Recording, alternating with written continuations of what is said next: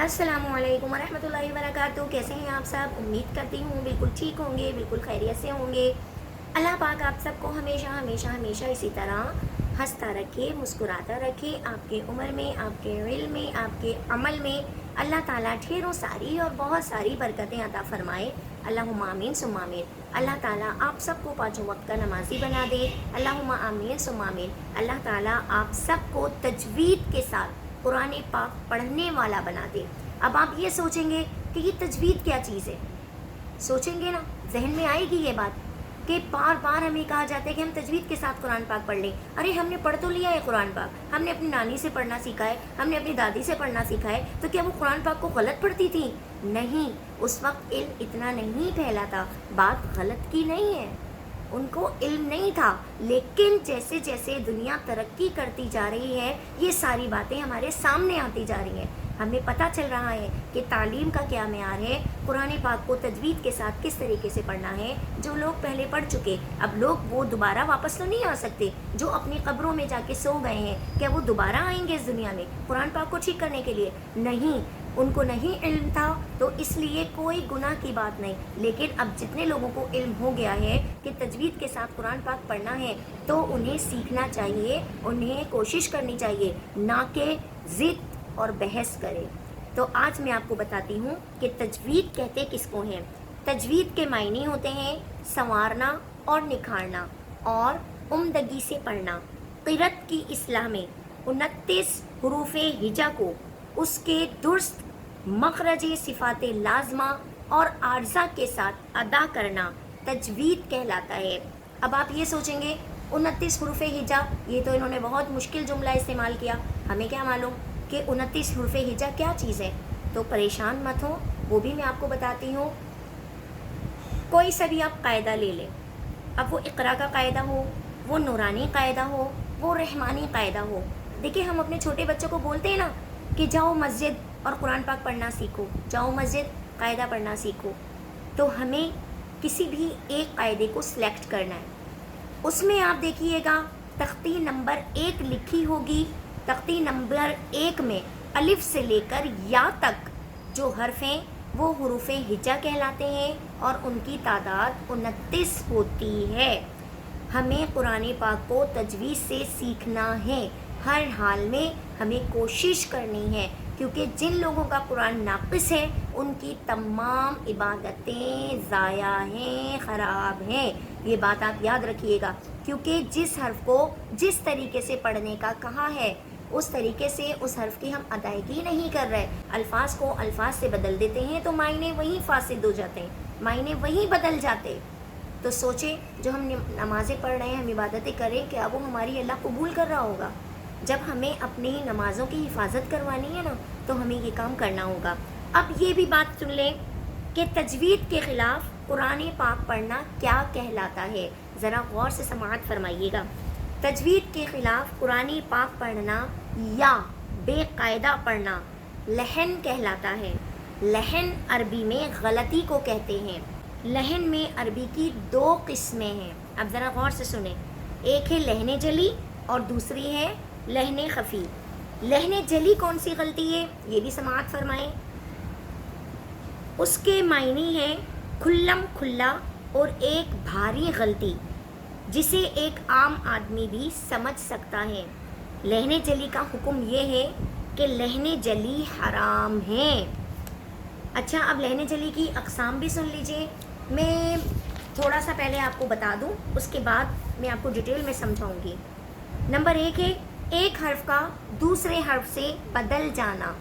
जैसे अगर आप क़िरत के तौर पे पढ़ें तो आप पढ़ेंगे अल्हम्दु, अल्हम्दु, ठीक है। और अगर बगैर क़िरत के पढ़ें तो ये क्या हो जाएगा, अल्हम्दु। हा और हा, इन दोनों में ज़मीन आसमान का फ़र्क है। हा की आवाज़ आती है हमारे दरमियानी हलक से, और हा की आवाज़ आती है हमारे आखिरी हलक से। तो ये दोनों चेंज हो गए। आपने अल्हम्दु पढ़ना है, लेकिन आपको नहीं पता कि जुमला कौन सा सही है और आपने पढ़ दिया अल्हम्दु।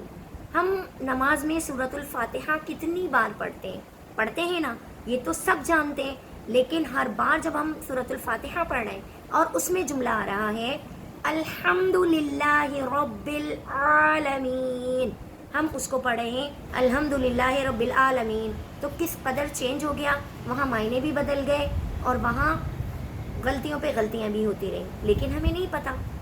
ٹھیک، اب دوسری غلطی دیکھیے گا، کسی حرف کا بڑھانا، جیسے بسم اللہ، بسم اللہ صحیح جملہ ہے، اس کو پڑھنا بسم اللہ، بسم اللہ، یہ غلط جملہ ہے۔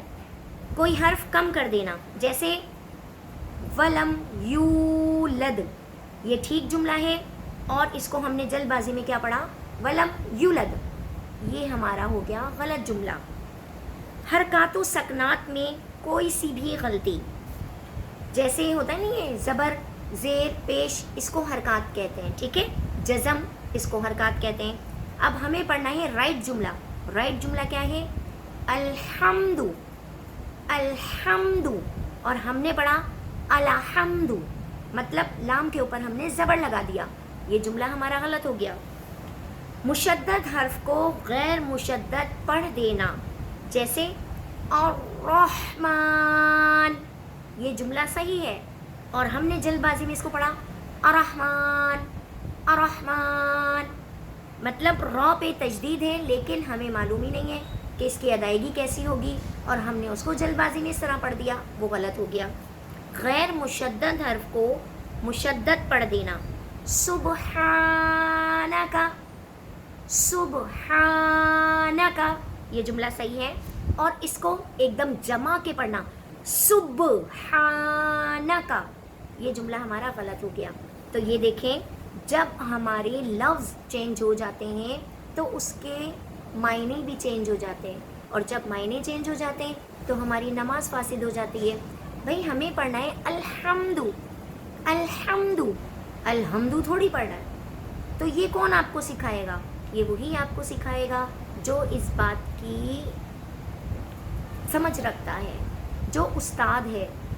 اگر ہمیں میتھ کا کوئی کوشچن سولو کرنا نہیں آ رہا ہوتا تو ہم کیا کرتے، ہم ہم غلط تو سولو نہیں کرتے نا، ہم اپنے اساتذہ سے معلوم کرتے ہیں نا، ہم معلوم کہ ہم سے یہ کوشچن سولو نہیں ہو رہا، ہمیں یہ بتا دیں طریقہ کہ کس طریقے سے ہمیں یہ کام کرنا ہے۔ تو دیکھیں کوئی شرمندگی کی بات نہیں ہے، اگر ہم اتنے ایج کے ہو گئے نا کہ ہم اپنے مخرج صحیح طریقے سے ادا نہیں کر سکتے، تو آپ یقین کیجئے اس میں بھی آپ کے لیے بے انتہا ثواب ہے، کوشش تو کر کے دیکھیں۔ جب آپ کی یہ سب چیزیں درست ہو جائیں گی نا تو آپ کی عبادتیں بھی درست ہو جائیں گی۔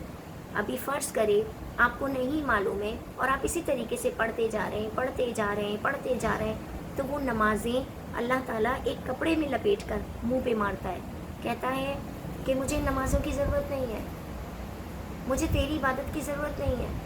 تو کوشش کیجئے علم دین کی محفلوں میں آئے جائیں، علم دین سیکھیں، جو آپ کی زندگی کے لیے بے حد ضروری ہے، آپ کی آخرت کے لیے بے حد ضروری ہے۔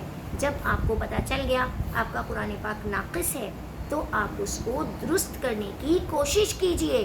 بھئی ہم اپنے بچوں کو بھی تو بھیجتے ہیں، مدارس بھیج رہے ہیں کہ ہمارا بچہ قرآن پاک پڑھنا سیکھ لے، تو ہم خود سے کیوں کوشش نہیں کر سکتے؟ اب تو اتنی آسانیاں ہو گئی ہیں، آپ موبائل اٹھائیں، موبائل کے اندر آپ کسی کی بھی ویب سائٹ کو ڈاؤن لوڈ کیجئے، کوئی سی بھی، آپ کسی کی بھی ویڈیو دیکھیں، کسی اچھے قاری کی ویڈیو دیکھیں، قاریہ کی ویڈیوز دیکھیں، اس میں آپ کو قرآن پاک پڑھانے کے طریقے بتائے جا رہے ہیں، سکھایا جا رہا ہے، اور بہت آسانی سے سکھایا جاتا ہے۔